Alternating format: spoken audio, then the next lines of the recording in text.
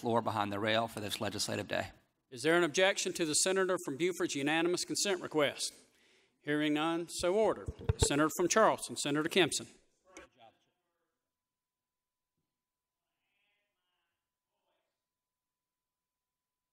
Appears to be a fusion coalition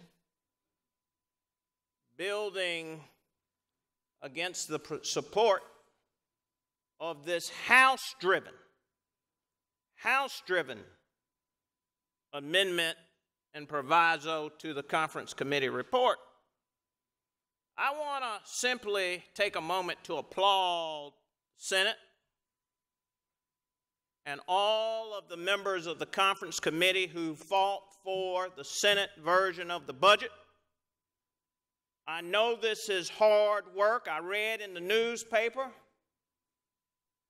that they were meeting in the wee midnight hour while many of us were resting. Of course, I wasn't resting. As you know, I have a newborn, and so I don't get no sleep. But let's applaud them, and this is not a critique of the Senate Conference Committee. But every now and then, we got to find a vehicle. We got to find a vehicle to send a message for what we believe in.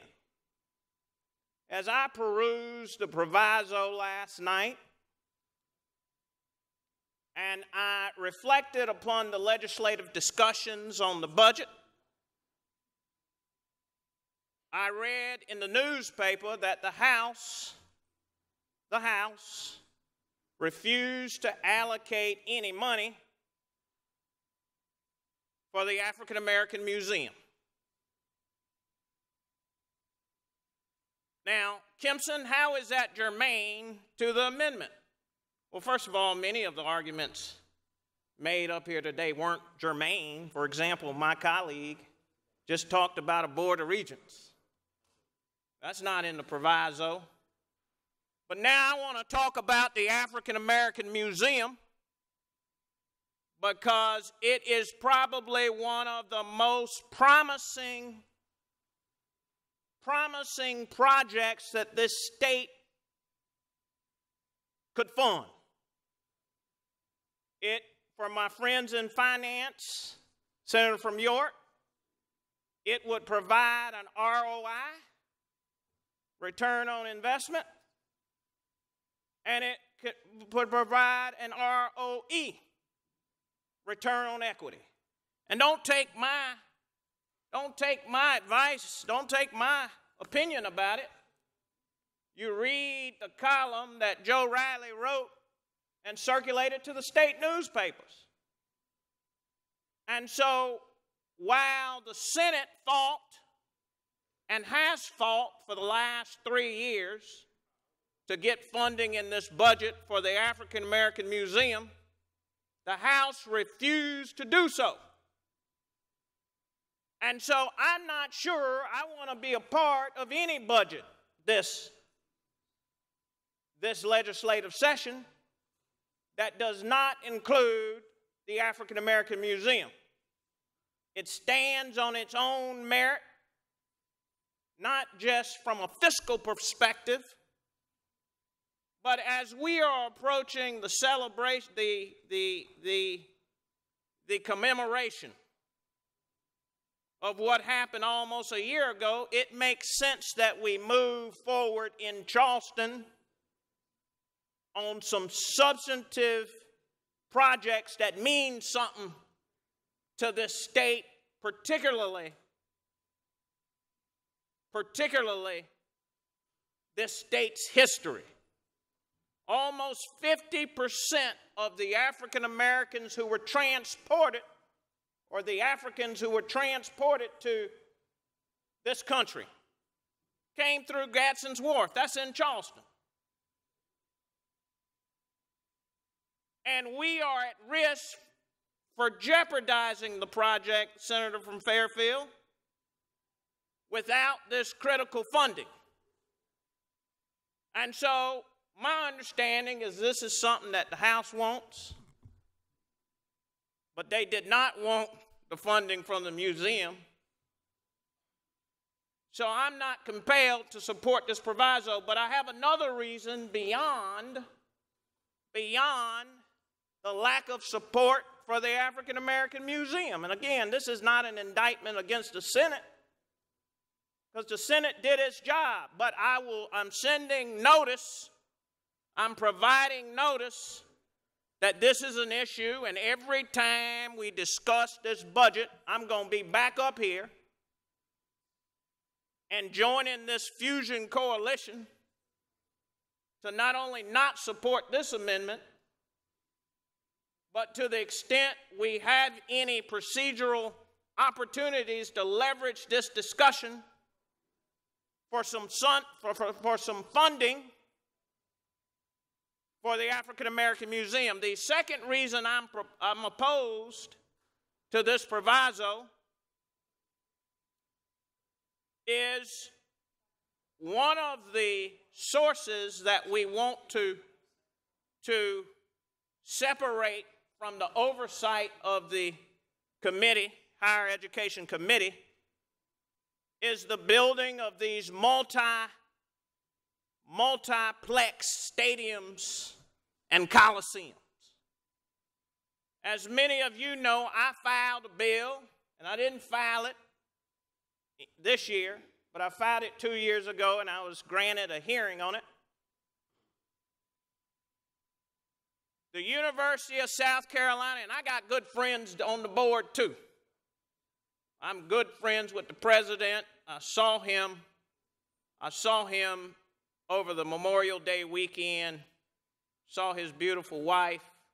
He's a great leader for the University of South Carolina. I don't personally know the president of Kimpson, but I have asked our committee to pull me the numbers on the revenue that these two universities generate from college athletics. And did you know, and that's not a question because I know the answer and I'm going to give it to you, but did you know that we are now at a point in time where both of these schools are surpassing over $100 million in revenue from athletics? And everybody's getting paid, but the people responsible for generating that revenue, mainly the people on the court, the basketball court, who wake up at 5 a.m., they're prohibited from having a work-study job, and the people on the football field. Dabo Swinney can ride around in a private jet.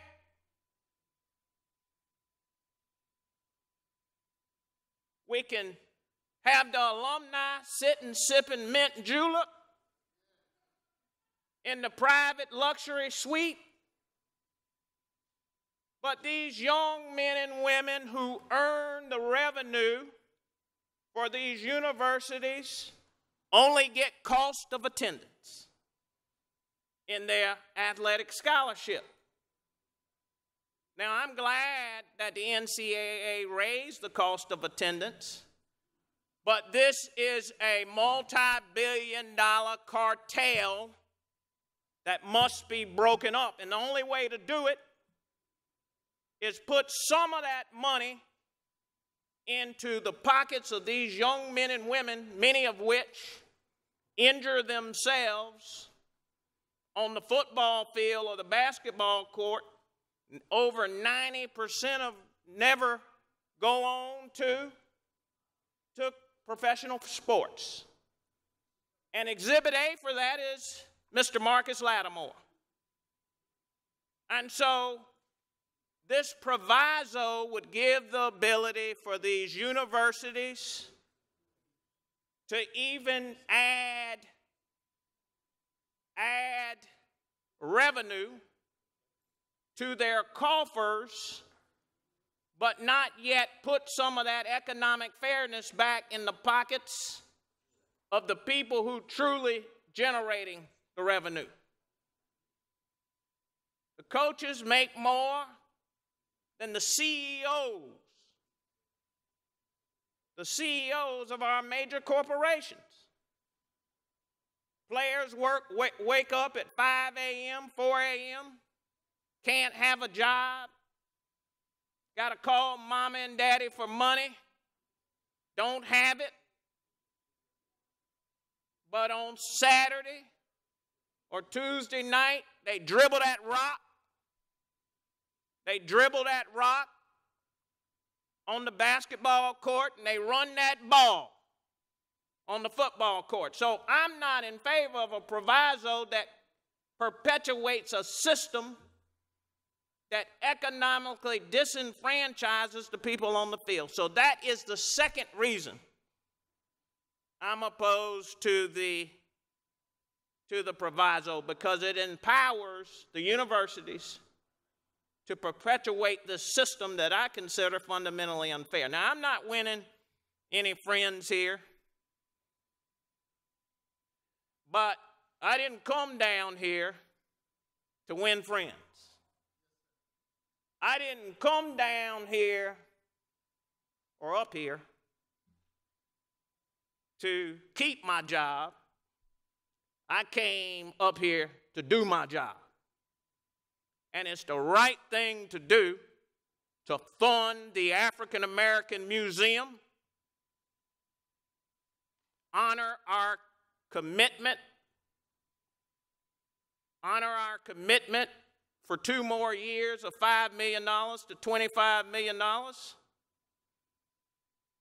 And it's the right thing to do in addition to the reasons offered by many, with the Senator of Charleston, my colleague in the Charleston delegation, to really carefully tread lightly as we take the power away from the Higher Education Board and expand powers which give the universities more autonomy, mainly for sports and sports complexes. It's the right thing to do to further study this issue. Thank you, Mr. President.